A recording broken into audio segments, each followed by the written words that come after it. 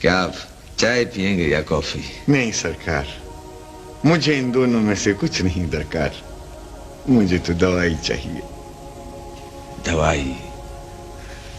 اصل حقیقت یہ ہے حضور کہ کوشش کے باوجود میری طبیعت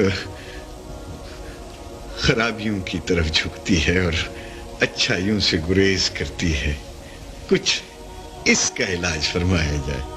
یہ تو اس کی شان ہے محمد حسین صاحب، کبھی ٹھنڈے میٹھے پانی کا دریا لہریں مارتا ہے اور کبھی کڑوے زہر کھارے پانی کی طغیانی تلاطم پیدا کرتی ہے، لیکن یہ دونوں شانیں سرکاری ہیں، ظہور ایک ہی ذات پاک کا ہے، کیونکہ سیاہی سفیدی دونوں ہی رنگ سرکاری رنگ ہے، اس میں دوئی نہیں ہے۔ جی سرکار جی۔ آپ تو خوب جانتے ہیں محمد حسین صاحب کہ جب آرمی ایکسرسائزز ہوتی ہیں تو آدھی فوج کا نام دشمن رکھ دیا جاتا ہے اور آدھی کا قومی فوج۔ صبح شام خون ریز جنگ ہوتی ہے، دن بھر چیخم دھاڑ ہوتی ہے اور شام کو دشمن فوج غالب آ گئی، سرکاری فوج کو شکست ہو گئی، لیکن ہر حال میں فتح سرکاری کی ہوتی ہے، کیونکہ دشمن کیا، قومی کیا، باغی کیا، سرکاری کیا، دونوں لشکر سرکار ہی کے تھے، دونوں سرکاری ہی کے انڈر، دونوں کو سرکار ہی کی طرف سے تنخواہ فراہم ہو رہی تھی، دونوں کو راشن سرکاری کا مل رہا تھا، دونوں پر سرکار کی مہربانیاں برابر کی۔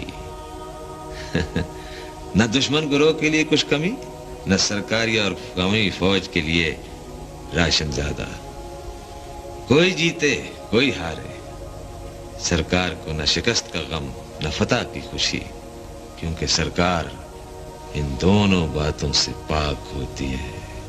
محمد حسین صاحب، اس میں دو ہی نہیں ہوتی، دونوں پارٹیاں ایک ہی ہوتی ہیں۔ سرکار یہ رنگا رنگ مورتیاں، یہ شکلیں شباہتیں، یہ دھینگا مشتی کھینچا تانی، یہ سب کیا ہے؟ کوئی پہلے کا بھاگا سالوں کی محنت والا پیچھے رہ گیا اور کوئی بعد کا آنے والا آگے نکل گیا، یہ کیا دھندا ہے سرکار؟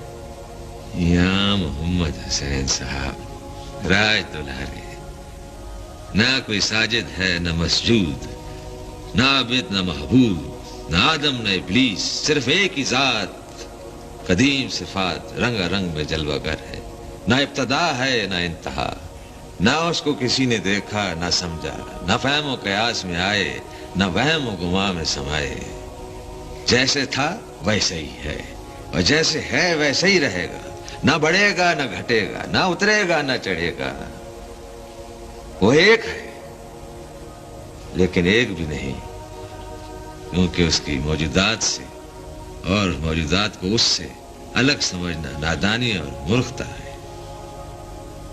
دنیا میں طرح طرح کے کاروبار، رنگا رنگ کے پروفیشنز موجود ہیں، ایسے ہی خدا شناسی اور خدا جوئی بھی ایک دھندا ہے جس کا نہ کوئی سر ہے نہ پیر ہے۔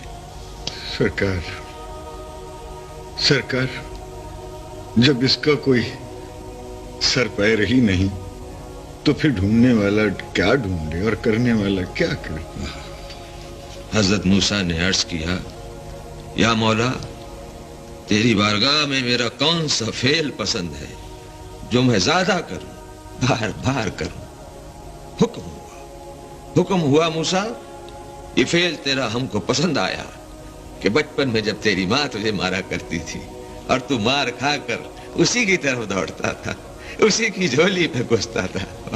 اللہ اللہ، تو محمد حسین صاحب، ڈھونڈنے والے کو بھی یہی درکار ہے، لازم ہے کہ کیسی بھی گھر میں سختی ہو، کیسی بھی ذلت اور خواری پیش آئے، ہر حال میں خدا کی طرف رجوع کرے اور اسی کے فضل کو پکارتا رہے۔ اب حضور،